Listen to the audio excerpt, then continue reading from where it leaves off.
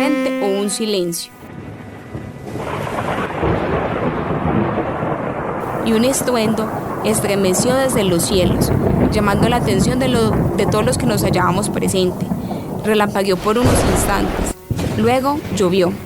Las gotas no dejaban de caer, cubrieron rápidamente la superficie y yo me hallaba sentada, empapada, y pensaba con claridad. De pronto, la lluvia se llevó lo que no necesitaba y alejó todo mal pensamiento. Me liberó de mí misma y entonces acompañé a las nubes en su hermosa faena y mis ojos hechos nubes comenzaron a llover.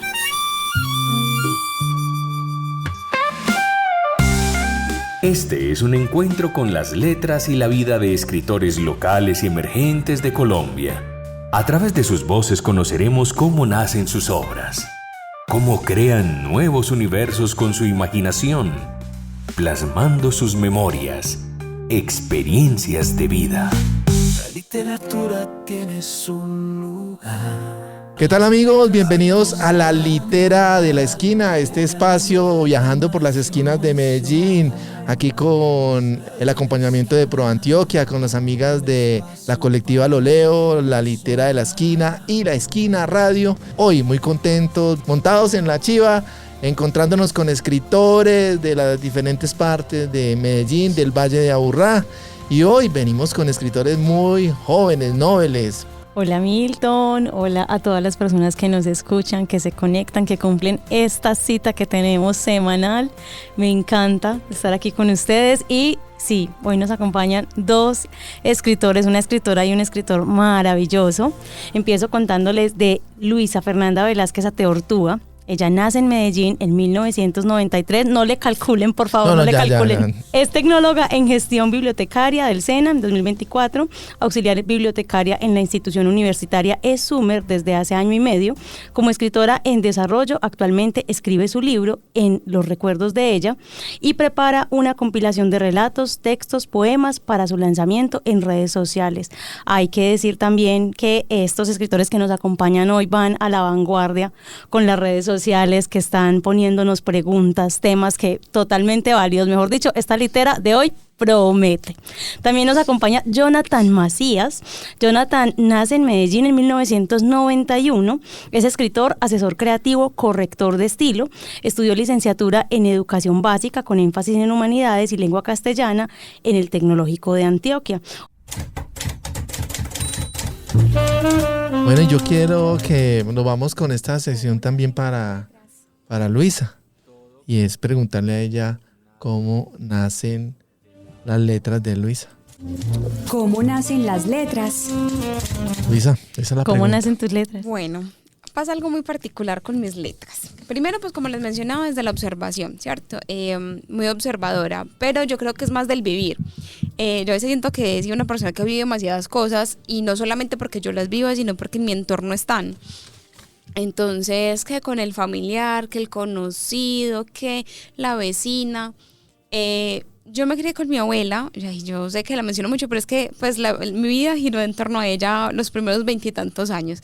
Entonces, yo, por ejemplo, si estaba con mi abuelita, no me podía ir a jugar con los primitos. Yo tenía que estar al lado de las señoras hablando. Entonces, claro, la niña sabe maticas, la niña sabe que las cascaritas de banano son buenas para las matas. Entonces, mis letras nacen de eso, de que me tocaba escuchar al otro, a mis primos, al otro, a la abuelita, a la tía. Entonces, yo escuchaba la vida de todo el mundo y no podía contar la mía. Y yo, ¿pero por qué? O sea, entonces me dediqué mucho a hacer como recipiente. La relatora. Llenarme. Sí, pero inicialmente yo era como un recipiente, o sea, a la que todo el mundo le ponía la queja, es que su mamá, es que su papá, es que sus hermanos, pero háblele que no sé qué. Me pasaba mucho que me decían, vea, es que ese muchachito se lo igualito a usted, mi hermano, y yo, pues que no es hijo mío. Entonces era como que regáñenlo ustedes, que siempre era como yo, que nunca tuve tiempo como de sentarme a pensar mi historia, ¿qué? Y llegó un punto muy, muy teso en el que yo tuve un momento en el que yo dije, no creo en nada. Creo en todo y a la vez en nada. Entonces empecé como a tener esa catarsis de necesito escribir porque no me escuchan. Yo era el recipiente de todos. Entonces mis letras nacen de eso, de lo que yo tuve que vivir y con lo que hoy en día uno carga. Yo los llamo mis demonios, pero les tengo mucho cariño. Ya no espantan. Pero Luisa, yo quisiera que nos recordaras un poquito eso de tu abuela. ¿Cómo era que tu abuela te inició en las lecturas en voz alta? Ah, bueno, sí, eso es cierto. Cuando yo empecé a leer, pues mi abuela me daba un libro de cuentos infantiles.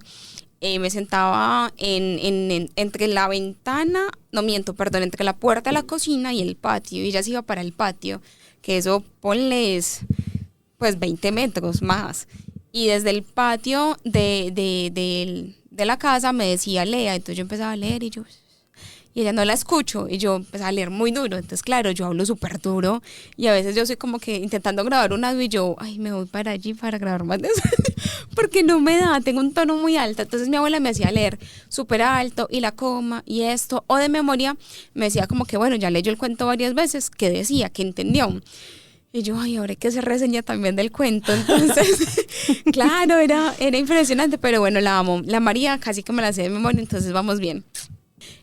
Para mí escribir ha sido como hacer catarsis, entonces siempre he dicho que yo escribo por hobby, ya si se publica, si no salen, pues la verdad como que es el plus, como ese cariñito que da la vida, entonces lo agradezco mucho y desde que tengo memoria, pues desde lo que yo me acuerdo, porque tengo muchos vacíos legales de mi vida, siempre escribía y compartía, entonces yo era como que, ay, bueno, te voy a hacer una cartica porque no sé expresarme, porque esa era otra cosa, como yo era toda reprimida, yo tenía que expresarme por cartas porque era lo que mejor se me daba, entonces yo hacía carticas y yo, bueno, me enojé con mi mamá, una cartica.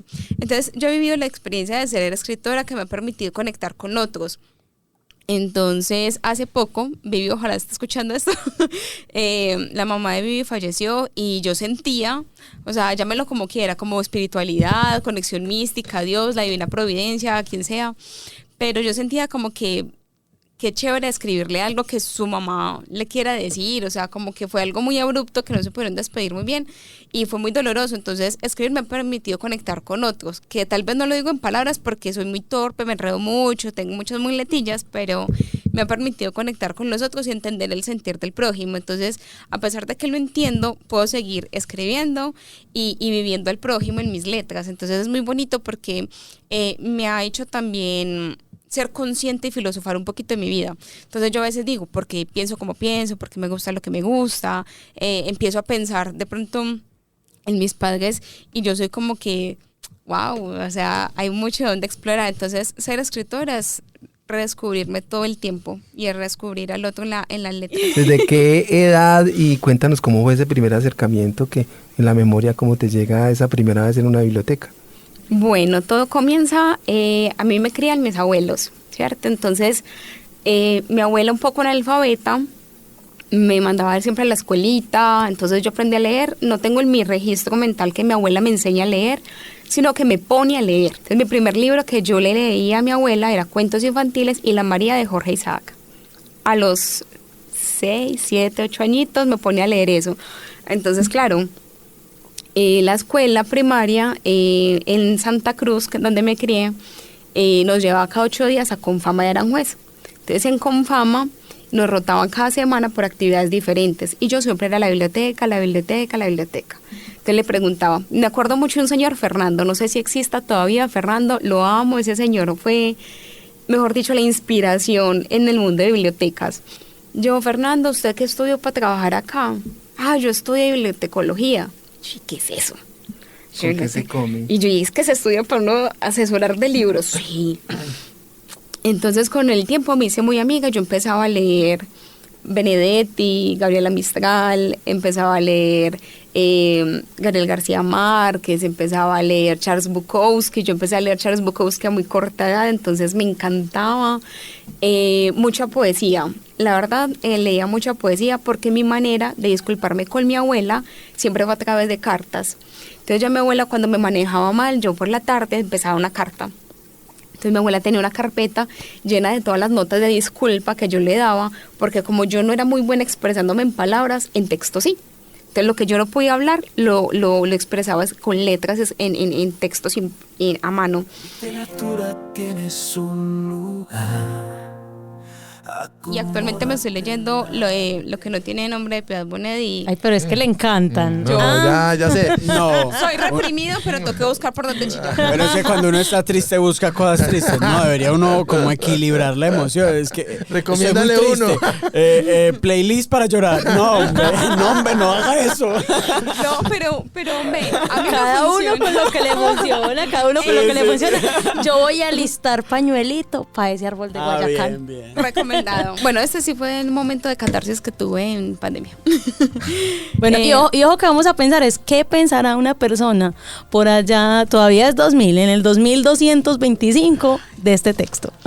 Esperemos que no se deprima. Es lo más importante, que sienta que esto le va a servir a superar ese momento. Pero si se deprime, esa era la presencia que Claro. había, ¿cierto, Jonathan? Esa es su vivencia estética. Un relator de su tiempo. Que con este texto hagan la misma catarsis que yo hice. Bueno, Y yo sé que escuchamos. muchos hemos pasado por ese momento.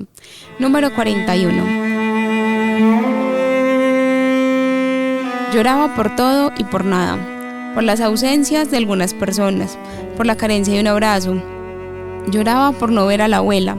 Los abrazos de ella, las risas de mi hermano. Por solo estar acurrucada en la cama buscando entre las almohadas donde depositar cada una de mis lágrimas. Lloraba sin motivos aparentes. Lloraba porque no podía llorar más fuerte, porque al estar acostada mis lágrimas caían hasta mis oídos. Lloraba por nada, por no salir, lloraba por calor, por frío, lloraba al pensar. Por primera vez me vi absurda por llorar por todo y por nada.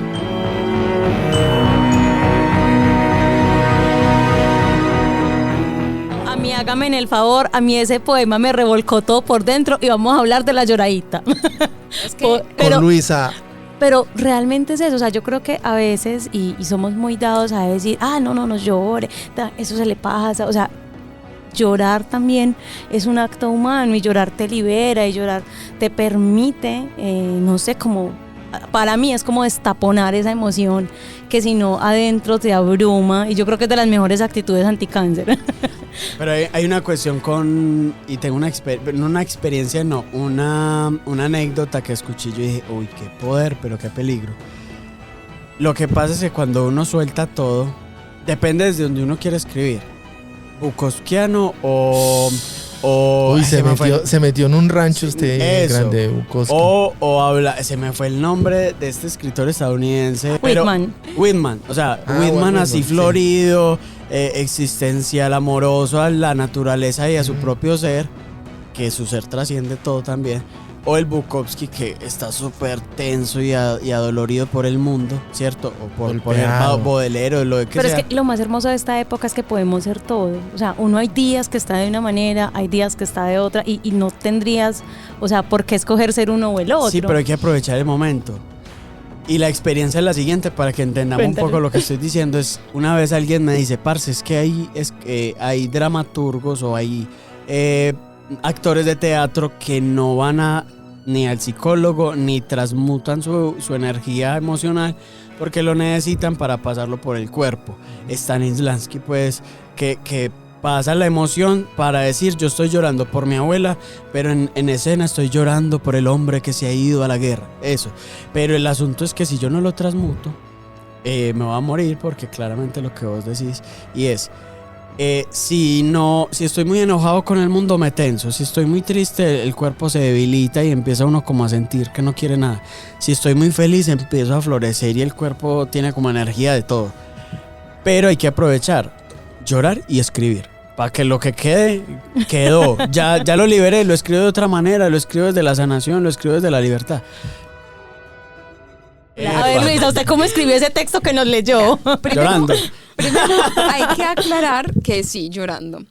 Y segundo, que lo que dice Jonathan sobre transmutar, yo a veces siento que la única conexión que nos queda con una persona para no deshacernos de un sentimiento triste, de rabia, de decepción, es sentirlo, porque simplemente ese es el único sentimiento que nos conecta con la persona, porque muchas veces no podemos, no sé, perdonar, no podemos reconciliarnos, pero el único sentimiento que me queda es como ese rencor y esa decepción que me quedó de X o Y situación. Entonces yo siempre lo he visto como no quedarme como con la cizaña de alguien, de lo que me hizo, pero sí dejar vivir el sentimiento. O sea, es lo más natural, no es como que yo vaya a ir pues no que vaya a ir a cobrar venganza, pero de alguna manera es vivirlo, porque sin embargo la única conexión. Bueno, Luisa, muchas gracias por estar con nosotros aquí en la Litera de la Esquina, por abrir tu corazón, por abrir la memoria, por llevarnos a estas memorias del olvido y también mostrarnos parte de lo que ha sido tu vida, tu recorrido, lo que te inspira también a escribir.